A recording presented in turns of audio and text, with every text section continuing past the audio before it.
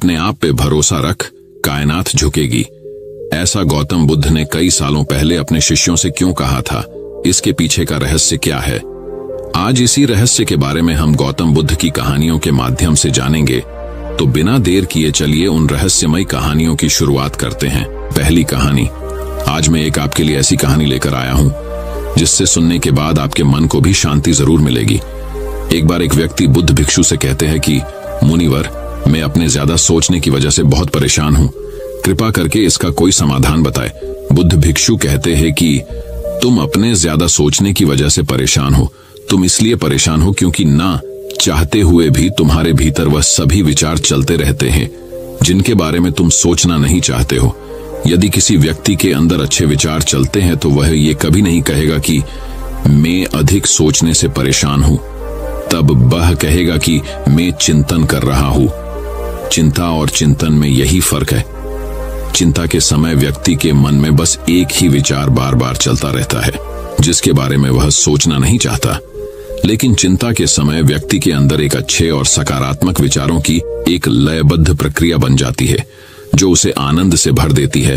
तो चिंता और चिंतन दोनों अवस्थाओं में व्यक्ति के मन में विचार ही चलते हैं, लेकिन एक अवस्था में व्यक्ति आत्मग्लानि, डर, पीड़ा से भर जाता है।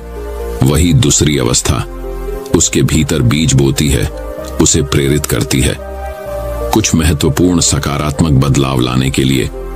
तुम्हारी समस्या मन में बहुत सारे विचारों का चलना नहीं, बल्कि कुछ बात और अनचाहे विचारों का बार बार चलना है। वह व्यक्ति ने कहा, लेकिन मुनिवर, ये कैसे पहचाना जाए कि कौन से विचार अच्छे हैं और कौन से विचार बुरे? तब बुद्ध भिक्षु कहते हैं कि बुरे विचार वह है जो तुम्हें सुख और प्रलोभन देते हैं, लेकिन उसका परिणाम हमेशा दुखदायी होता है। और अच्छे विचार वह है जो हमारे भीतर बदलाव लाते हैं, हमें प्रेरित करते हैं अपनी परिस्थिति को बदलने के लिए। हालांकि शुरुआत में अच्छे विचारों पर अमल करना मुश्किल होता है, लेकिन बाद में उनका परिणाम काफी सुखदायी होता है। उदाहरण के लिए, यदि हमारे मन में ये विचार आता है कि क्यों ना मैं चोरी कर लेता हूं तो हमको बहुत सारा धन मिल जाएगा, तो शुरुआत में तो ये विचार हमें अच्छा लग सकता है और सुख की अनुभूति करा सकता है, लेकिन बाद में ये क्या परिणाम देगा इसकी हम कल्पना भी नहीं कर सकते। दूसरा विचार हो सकता है कि मैं स्वयं को स्वस्थ और अच्छा रखने के लिए व्यायाम और प्राणायाम कर उसे अपने जिंदगी का हिस्सा बना लूंगा। अब इस विचारों को वास्तविक बनाने के लिए तुम्हें कर्म तो करना होगा, क्योंकि बिना कर्म किए अच्छे से अच्छे विचार भी किसी काम के नहीं होते। समझने वाली बात यह है कि लगातार कर्म करने से होने वाली आत्मग्लानि, पीड़ा, दुहक से हम जरूर बच सकते हैं। बुद्ध भिक्षु आगे कहते हैं, आज मैं तुम्हें भगवान महात्मा गौतम बुद्ध के जीवन से और उनकी शिक्षा से 5 ऐसी बातें बताने जा रहा हूं जिसका पालन करने से तुम अपने विचारों को शुद्ध रख सकते हो, अपने गण को निर्मल और शांत कर सकते हो। पहली बात, अपने शरीर को हमेशा स्वच्छ रखे, अपने शरीर को हमेशा स्वस्थ रखे। हमारे शरीर के और मन के बीच एक गहरा संबंध होता है। हम अपने शरीर को जैसे रखते हैं, हमारे विचार भी वैसे ही हो जाते हैं। शरीर को साफ सुथरा रखना भी एक बहुत ही अच्छी आदत है जो हमें सैकड़ों की भीड़ में से दूसरे से अलग बनाती है। शेर के बाल से लेकर हमारे नाखून तक हमें साफ रखना चाहिए और उसमें से सुगंध आना चाहिए, और यदि सुगंध नहीं आता है तब काम से काम बदबू तो नहीं आना चाहिए, क्योंकि कचरे की ढेर में कचरा ही फेंका जा सकता है। फूल नहीं, एक संगत अंदर की भी होती है जो कि सकारात्मक विचार और शांत चित्त मन से आता है। ये सुगंध उस व्यक्ति के पास से आती है जो भीतर से शांत होता है, और ये सुगंध स्वयं गौतम बुद्ध के शरीर से आती थी, और ये सुगंध इतनी मनमोहक थी कि जो हर व्यक्ति को गौतम बुद्ध की तरफ खींच लेती थी। जो भगवान बुद्ध संपर्क में आते थे, बुद्ध की मुख की शांति और शरीर की मनमोहक सुगंध से कोई भी व्यक्ति प्रभावित हुए बिना नहीं रह पाता था। दूसरी बात, अपने शरीर के अंदर की गंदगी को बाहर निकाले, यानी कि अपने शरीर को अंदर से शांत करो। और ये तब होगा जब आप शारीरिक तप करोगे, यानी कि हर रोज आप व्यायाम करो और समय समय पर उपवास करो। ये दोनों ही काम हमारे शरीर के अंदर जमी गंदगी और भीतर की चर्बी को साफ कर देते हैं, और शरीर भीतर से साफ और स्वस्थ होगा तब मन में उठने वाले गंदे विचार स्वयं दूर हो जाएंगे और उसकी जगह अच्छे और सकारात्मक विचार आने लगते हैं। अब देखते हैं महात्मा बुद्ध शरीर को स्वस्थ रखने के लिए शारीरिक व्यायाम कैसे करते थे। तो बुद्ध को बड़े बड़े राजा महाराजा पानी अपनी सभा पर भोजन करने के लिए आमंत्रित किया करते थे और महात्मा बुद्ध को लेने के लिए एक से एक रथ घोड़े भेजते थे ताकि वह आराम से आ सके। लेकिन महात्मा बुद्ध कभी भी इन सब का उपयोग नहीं करते थे। वह चाहे कितना भी लंबा रास्ता हो, उसे हमेशा पैदल चलना पसंद करते थे। वह हर जगह पैदल ही जाते थे। बुद्ध का कहना था कि व्यक्ति को यह शरीर परिश्रम करने के लिए मिला है, वह परिश्रम ना करके इस अभ्यास को खराब कर रहा है। पैदल चलने से शरीर को कष्ट होता है और जितना शरीर को कष्ट होता है उतना ही आपके शरीर के लिए अच्छा होता है, इसलिए शरीर से परिश्रम करवाए। तीसरी बात, उचित और सम्यक आहार। उचित और सम्यक आहार। भगवान बुद्ध कहते हैं कि जैसे व्यक्ति का आहार होता है वैसा ही उसका विचार हो जाता है, इसलिए व्यक्ति को हमेशा अच्छा आहार ग्रहण करना चाहिए। उसे कभी भी मांसाहारी और घृत आहार नहीं खाना चाहिए। उसे अपने भोजन में ज्यादा से ज्यादा जीवित चीजें शामिल करनी चाहिए, यानी कि ऐसा आहार जो सीधा प्रकृति से मिला हो और जिसमें जीवन हो, क्योंकि ऐसा भोजन आसानी से पच भी जाता है और शरीर में कोई भी गंदगी नहीं जमने देता। भोजन को हमेशा उचित मात्रा में ही लेना चाहिए। भोजन चाहे कितना भी स्वादिष्ट और हल्का क्यों ना हो, लेकिन उसे उतना ही ग्रहण करे जितना आपकी आवश्यकता हो। अधिक मात्रा में भोजन कभी भी नहीं करना चाहिए, क्योंकि अच्छी चीज भी अति मात्रा में लेंगे तो हमें नुकसान करती है। इसलिए जब भी भोजन करे तो हमेशा हल्का पेट खाली रखो और थोड़ा सा कम खाने की कोशिश करो। ऐसा करने से तुम्हारे शरीर में बीमारी नहीं होगी। रात के समय में हमेशा हल्का और कम भोजन करें ताकि आप जो खाना खाएं वह आपकी ऊर्जा उसे जल्दी पचा सके और तुम्हारी आंतरिक शरीर को सफाई और मरम्मत कर सके। जब महात्मा बुद्ध किसी के यहाँ भोजन करने के लिए जाते हैं तो वहां के लोग महात्मा बुद्ध के लिए तरह तरह का अच्छा खाना उनकी पात्र में देते हैं, लेकिन महात्मा बुद्ध अपने पात्र में से उतना ही खाना खाते हैं जितनी उन्हें जरूरत होता है। महात्मा बुद्ध कभी भी अधिक खाना नहीं लेते और ये शिक्षा अपने शिष्य को भी देते हैं। भोजन पेट भरने के लिए किया जाता है, न कि मन भरने के लिए। यहाँ समझने वाली बात एक और है कि यदि तुम स्वादिष्ट भोजन के शौकीन हो तो उसे अचानक से खाना भी बंद मत करो, बस उसकी मात्रा थोड़ा कम कर देना, यानी खाना ना ज्यादा ना कम। चौथी बात, अपनी संगत का खास ध्यान रखो। संगत का अर्थ उन लोगों या उन दोस्तों से नहीं है जिनके साथ आप रहते हैं और समय बिताते हैं, बल्कि इसका अर्थ हर उस चीज से है जिसको आप अपनी इंद्रियों के साथ ग्रहण करते हैं। जैसे कि हम किन लोगों के साथ रहते हैं, क्या देखते हैं, क्या सुनते हैं, किससे बात करते हैं इत्यादि। जब महात्मा बुद्ध ने यह निश्चय कर लिया कि उन्हें भीतर की यात्रा पर निकलना है तो उन्होंने स्वतः हर चीज को छोड़ दिया जो उन्हें लगा कि उनकी यात्रा में बाधा बनकर आ रही है। इससे हमें यह सीखने को मिलता है कि हमें अपने लक्ष्य को प्राप्त करने के लिए अपनी आरामदायक अवस्था से बाहर निकलना पड़ेगा और उन लोगों और वह चीजों को भी छोड़ना पड़ेगा जो आपके लिए छोड़ना मुश्किल होता है। जब सिद्धार्थ बुद्ध नहीं बने थे, अपने प्रश्न की खोज में थे, तब उन्हें कई राजा महाराजाओं ने आमंत्रण दिया था कि वह महल में आकर रहे और वहां उन्हें कोई भी परेशानी नहीं होगी। गर्मी सर्दी बरसात सबसे बह बचकर रहेंगे और आपको सभी प्रकार की सुख सुविधाएं दी जाएंगी। लेकिन सिद्धार्थ ने यह स्वीकार नहीं किया, क्योंकि वह जानते थे कि उन्हें भीतर की यात्रा करनी है और वह किसी ऐसे व्यक्ति के साथ नहीं रह सकते जो बाहर की यात्रा कर रहा था, और वह सभी राजा महाराजा इस बाहर की यात्रा में व्यस्त थे और ऐसे लोगों की संगति करने का कोई मूल्य है। यहाँ सीखने वाली बात यह है कि हमें ऐसे इंसान के साथ संगति नहीं करनी चाहिए जो हमारे लक्ष्य के बीच बाधा बनकर खड़ा हो, फिर वह व्यक्ति चाहे कितना भी धनी शक्तिशाली बलवान बुद्धिमान क्यों ना हो। आगे जाकर बुद्ध ने अपने गुरु को भी छोड़ दिए जब उन्हें यह महसूस हुआ कि उनकी संगति उनकी लक्ष्य में बाधा बन रही है। यहाँ समझने वाली बात एक और है, ऐसा जरूरी नहीं कि जो संगति पहले से आपके लिए अच्छी है वह बाद में भी हो। समय और लक्ष्य के अनुसार अपनी संगति को भी बदलना चाहिए। अपने प्रश्न की उत्तर की खोज के दौरान सिद्धार्थ ज्यादातर उन लोगों के साथ अपना समय बिताते थे जो उनकी यात्रा में सहायक हो। पांचवी बात, अच्छा सुने और अच्छा देखे। अच्छा सुने और अच्छा देखे। तुमने जो भी सीखा उसे अभ्यास में लाओ। तुमने ध्यान साधना के बारे में सुन लिया, लेकिन यदि उसे अपने जीवन में उतारा नहीं तो उसे सुनने का भी कोई लाभ नहीं होगा।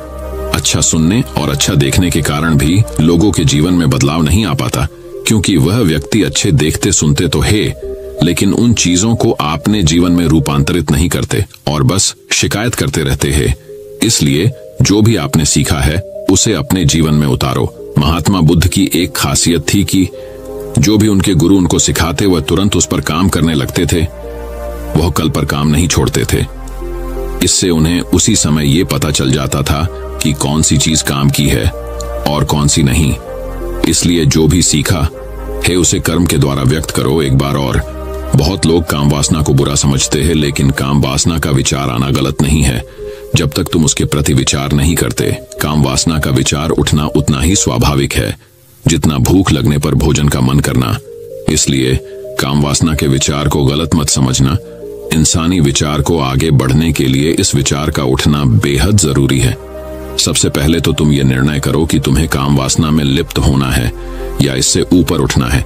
यदि काम वासना में लिप्त होना है तो पूरी तरह से अपनी जिंदगी बर्बाद करते जाओ। तो दोस्तों, इन 5 बातों को अपने जीवन में अपना लो, फिर देखो तुम्हारे जीवन में अच्छे विचारों का एक चक्र बन जाएगा और फिर चाह कर भी तुम्हारे मन में बुरे विचार नहीं आ पाएंगे जब तक कि तुम इन आदतों को दोबारा छोड़ ना दो।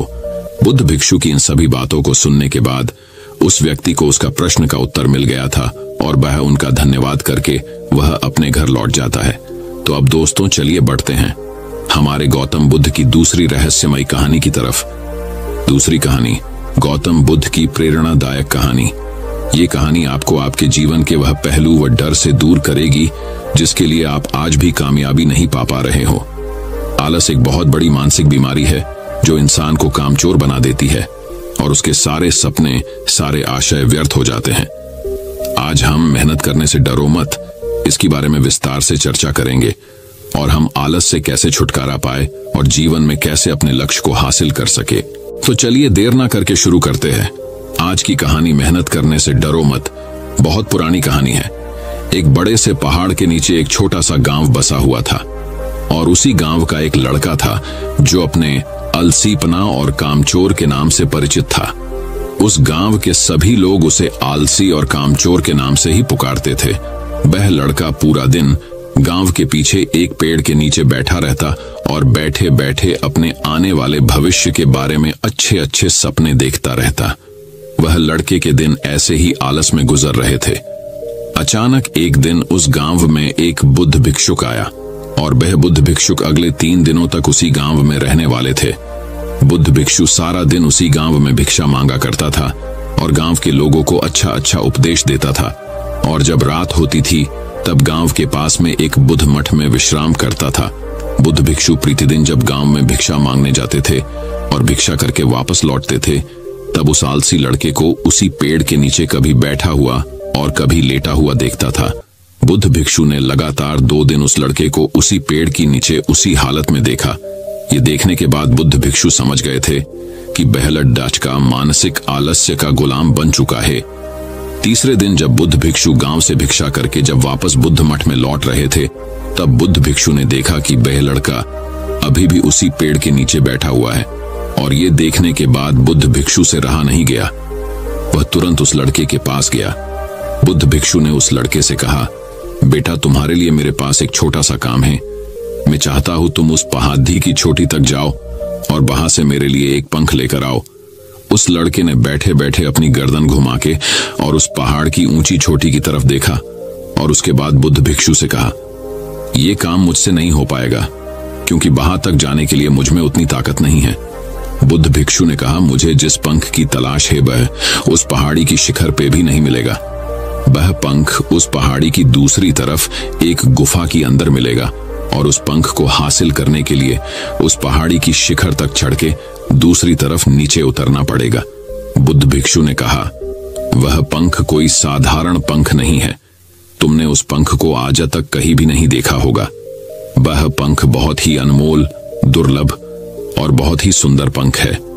बुद्ध भिक्षु की इस बातों को सुनकर उस लड़के के मन में उत्सुकता जागी क्योंकि वह लड़के ने आज से पहले से पंख के बारे में आज तक नहीं सुना था और ऐसे दिलचस्प सफर के बारे में सोचकर अंदर से एक प्रेरणा जगी और उस लड़के ने कहा, मैं आपके ये दुर्लभ पंख में लेकर आऊंगा।